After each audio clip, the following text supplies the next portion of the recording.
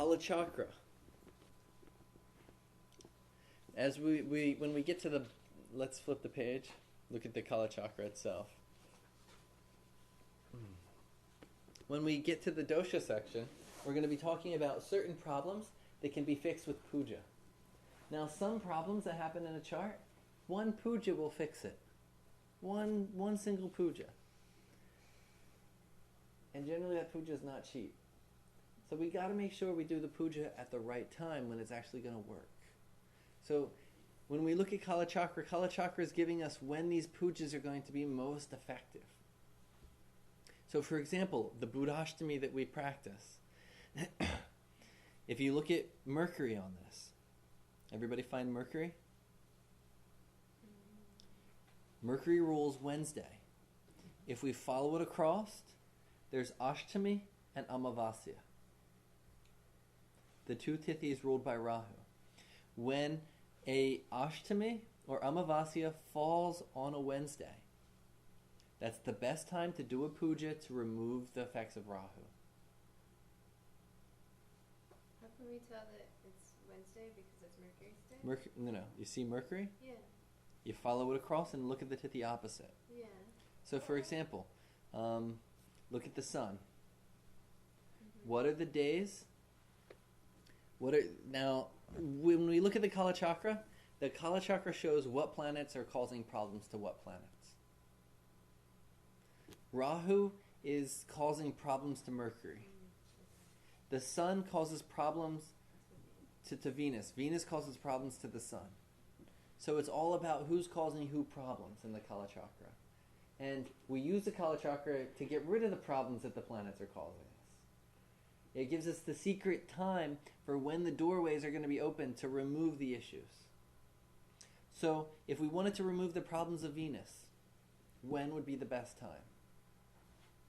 On a Shastri day or Shastri day? When the Sunday falls on the Pratipada, right?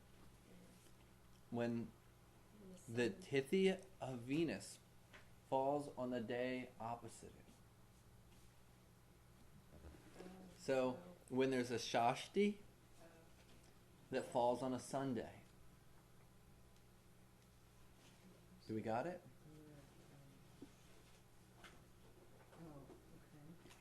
The tithi, look at the Buddha Ashtami. Buddha, Mercury, Ashtami, 8, right? That's when we remove the effects of Rahu. Just remember your Buddha Ashtami. We see the day as Mercury, and the tithi is its opposite, to remove Rahu. So to remove the bad effects of Venus, it's a Sunday that falls on a Shashti or Chaturdashi. Why is Sunday and not a Friday? Because we go with the day of the planet opposite. What about that day? That planet day is strong then, because it's ruling that day. It can remove the energy. That day can remove the energy of that planet. Okay. What about a day of a Mercury problem? The opposite is Rahu. Of a Mercury problem, it'd be. What day? We don't do. It's not done that way. Yeah. So that won't work because Rahu doesn't have a day? Mercury represents Vishnu, who is everywhere at all times. Okay. So, in the Kalacakra. Could you give another example? Mm-hmm. I think I almost got it. So, there's one day, and this is another famous one. It's called Sudasha. Sudasha Vrata. It's done to remove all, because what stops our prosperity? But our own mind, right? Mm-hmm. The wrong desire in our mind stops us from being prosperous. So, by purifying the moon, we can remove the desires from our mind that are holding us back from prosperity. So how do we remove the desires from the mind? These bad desires. First, what is the tithi? Pachami and Trayodashi. To remove the desires of the mind, we go on the day of the moon. Okay. the tithi of the moon. Dvitiya and Dashami? Mm-hmm. So those are the tithis to purify the moon. Okay. But what day? Thursday? Thursday. Okay. So Thursday that falls on a Dvitya or a Dashami. Okay. Purifies is the best time to do puja to purify the moon. Particularly when Dashami falls on a Thursday, it's called Sudasha Vrata. And it's the best time to worship Lakshmi to become prosperous.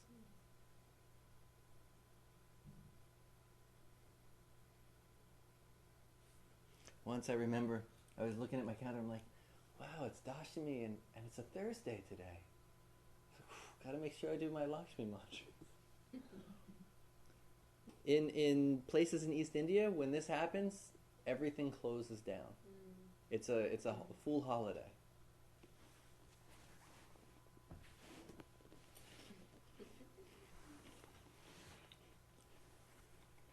Let's do Saturn.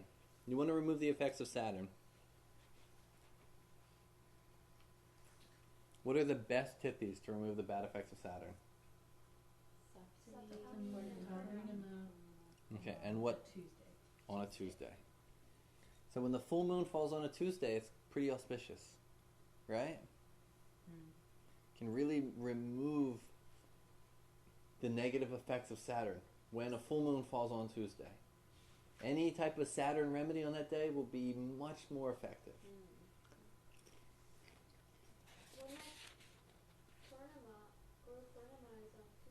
Really? I think. I don't know. I have this random calendar. Look. But I use the computer. I don't have the computer.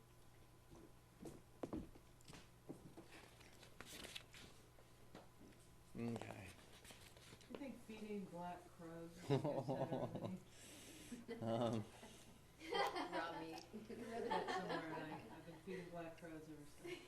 He makes a comment. I just do it whenever A6 lecture from last year. Which lecture was that? The A6 lecture. What's my comment there? They're like, it'd be better not to do that. You could have better ways to take care of it. Just Right. feeding crows. Someone else do it? It would be better to feed older people on I mean, a Saturday. this is the big thing. I'll go find To get a remedy, to really work. And I know Ajaya, he was telling me, like, because an astrologer recommended he do it.